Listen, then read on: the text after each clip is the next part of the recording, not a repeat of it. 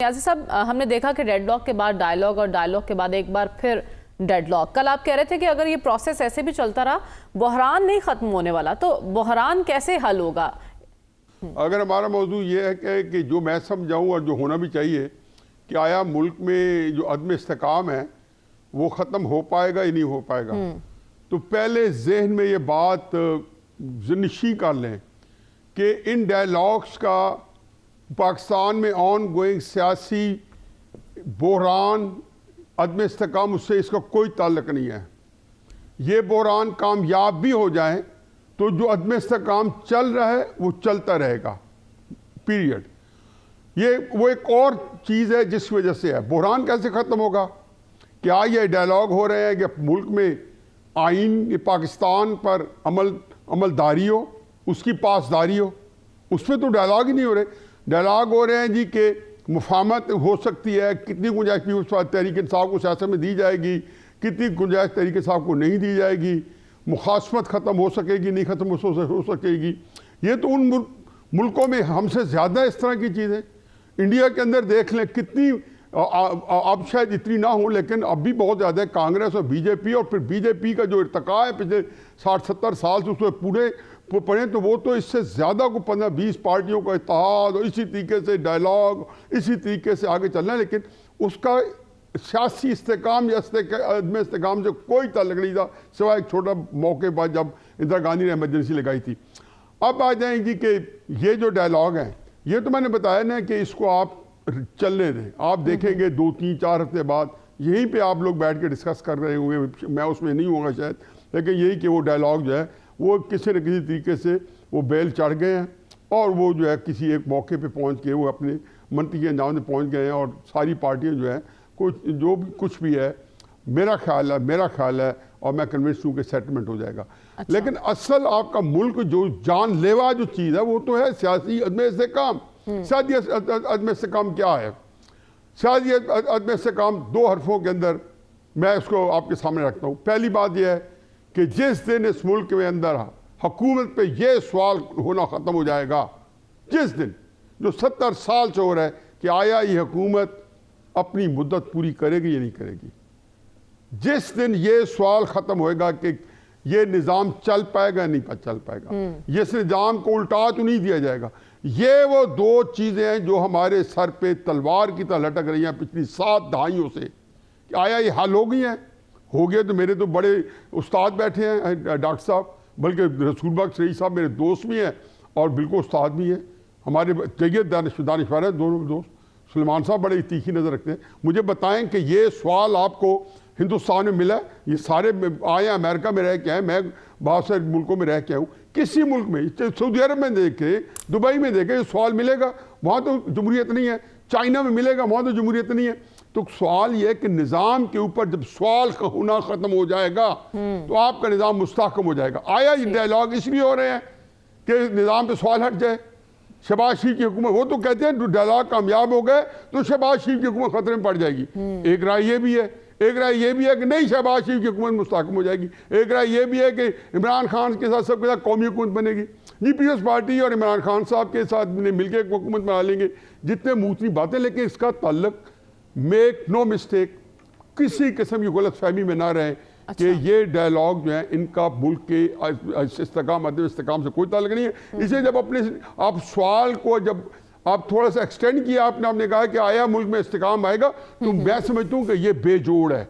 अच्छा। ये गठजोड़ होना, जोड़ तोड़ होना, डील होना, मुफाहमत होना, डील होना, मुखासमत होना, इसका मुल्क की इस्तेकाम अदम इस्तेकाम से कोई ताल्लुक नहीं है। मेरा ख्याल है कि एक बदकिस्मती हमारी ये है कि ये बहरान जो है, मुझे तो लामतनाई सिलसिला तक नजर आता है कि इससे निकलने का कोई तरीका रॉकेट साइंस ही होगी। ठीक है। वो कहते हैं कोई आके ऐसा बंदा निकालेगा कि जो कैद आज़म की तरह एक बंदा को आएगा और कहते हैं हजारों साल नरगिस अपनी बेनूरी पे रोती है, बड़ी मुश्किल से होता है चमन में दीदावर आके पैदा करेगा, वगरना हमें हाथ पे हाथ रख के बैठना पड़ेगा और ये डायलॉग चलते रहेंगे। ठीक है। आज एक के कल किसी और के चल रहे होंगे। आप गैर यकीनी की सूरत हाल का सवाल उठा रहे हैं कि ये अपनी जगह मौजूद रहेगी। नियाज़ी साहब, इस वक्त तो ये जो सियासी जमातें हैं जिनकी अरकान की तनख्वाहें बढ़ रही हैं, ये इन्हीं का बस चल रहा है, लेकिन अवाम बेबस दिखाई दे रहे हैं। मेरे ख्याल में जी कुछ चीज़ें तो मेरे ख्याल में क्लियर कर देनी चाहिए कि कन्फ्यूजन नहीं हमें फैलाना चाहिए। पहली बात यह है कि इनके ये 5 लाख अगर सैलरी हो भी जाती है, टू बी एग्जैक्ट 5,18,000 है या 16,000, 19,000 इस पर टैक्स अलहदा है, ये टैक्स के बगैर नहीं है। दूसरी बात यह है कि जी हमारी बदकिस्मत ये कौम है कि वो हर चीज़ को स्कैंडलाइज करती है। मसलन आप देखें थोड़ा सा, आप इसको एक और एंगल से सोचें कि ये इन्होंने कितनी इंक्रीज की। अभी वो उनकी जो टेक होम सैलरी है, पाकिस्तान जो है मिनिमम टैक्स है, उनको बिजली फ्री नहीं मिलती, यूनिट फ्री नहीं मिलते, उनको कार का पेट्रोल फ्री नहीं मिलता, कोई उसके लिए अलहदा नहीं है। उनके मोटे मोटे टैक्स जैसे हेल्थ केयर है, जो कि जाहिर है कि कोई इतना बड़ा इशू नहीं है कि सरकारी अस्पतालों में या बाकी जगहों पे उनको हेल्थ केयर बिल मिलता है।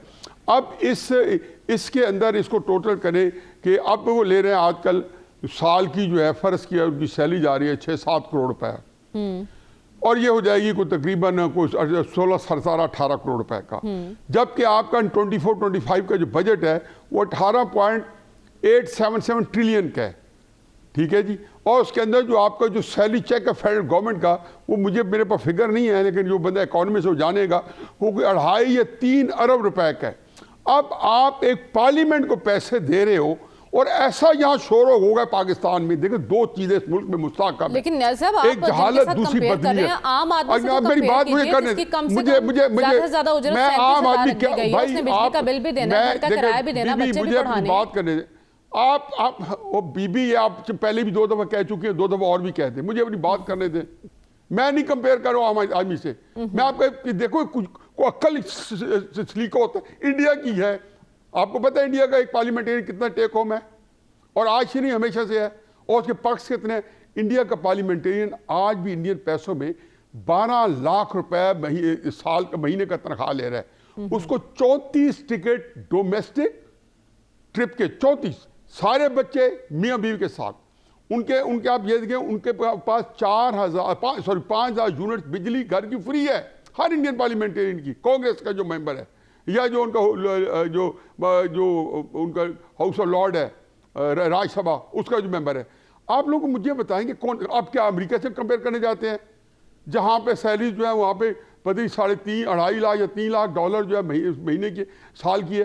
क्राइसिस ये है कि आपके कहते हैं फेडरल सेक्रेटरी बड़ा काम करते हैं, भाई हमने सर्टिफिकेट दे दिया, जजेस को भी दे दिया सर्टिफिकेट, बड़ा काम करते हैं, 2 महीने छुट्टी कर रहे हैं, 1 महीने छुट्टी कर, 1 महीने 1 दफा इंसाफ छुट्टी पे होता है, साल में 3 दफा। दुनिया में कौन सा मुल्क है जहां पे जजेस 3 महीने छुट्टी करते हैं? 5-5 गाड़ियां फेडरल सेक्रेटरी घर में खड़ी है। आप एमएनए को क्या समझते हैं? क्या ये क्या है? मतलब मुझे बताएं कि आपका एक सेक्टर, आप किसी बंदे को हफीजुल्लाह न्याजी को नहीं दे रहे, हफीजुल्लाह न्याजी एमएनए को दे रहे हैं, उसका हक बनता है। स्पेशल सीटों में आए हुए लोग भी हैं, पार्टीज ने के अंदर 60% लोग खतरे गुर्बत से नीचे गया, वहां पर ये याशी नहीं, इसको जस्टिफाई नहीं आप कर सकते। एग्जैक्टली। और आप जिन ममालिक की बात कर रहे हैं वहाँ मुझे बिजली के बिल भी दिखा दीजिए, वहाँ के घरों का किराया भी दिखा दीजिए। वक्त कम है, आपका पॉइंट आ गया है साहब, हमने देख लिया आप जिस अंदाज में इंतफा कर रहे हैं। मेरी बात मुकम्मल कर लें, मेरी बात मुकम्मल कर लें, आप करें, आप ही कर लें, नहीं मेरी बात मुकम्मल कर लें। आप लोग सारे बोल पड़े हैं, तो मेरे मौक़िफ़ को मेरे ख्याल आप बढ़ाना चाहते हैं वो बढ़ा दें। मतलब एक बात ऐसी है कि मेरे नज़दीक पाकिस्तान के अंदर मैंने एक बात कहता हूँ, जो चीज़ डिस्कस करेंगे 2 चीज़ें सामने होती हैं, या जहालत होती है या बदनीति। कुछ लोगों की नीयत में कुछ जहालत है। हमें एक मुल्क आधी मारी जहालत दिखा रहा है, सेंसलेस बात कर रहे हैं कि मुझे मेरा क्या इंटरेस्ट है, मैंने कभी मेंबर बनाऊं, कभी बनूंगा, ज़ाहिर नहीं है। लेकिन एक अक्ल की बात है कि आप पार्लियामेंट के मेंबर को ऐसा हुआ कराई, वो गरीब आदमी मारे, भाई इसका चल रहा हो तनख्वाह क्यों ले रहे जजेस, और तो उसमें जज 18 लाख तनख्वाह लेता है। ठीक है, फिर तमाम तबकों को देखना पड़ेगा ना। जब हम बैरूनी कर्जे ले रहे हैं मुल्क चलाने के लिए, तो फिर वहाँ जिस को जो मुराद मिल रही है वो सबको देखनी चाहिए। लूटें, मुझे आगे बढ़ने दिए, वक्त कम है। आपका पॉइंट आ गया है, साहब आपका पॉइंट आ गया।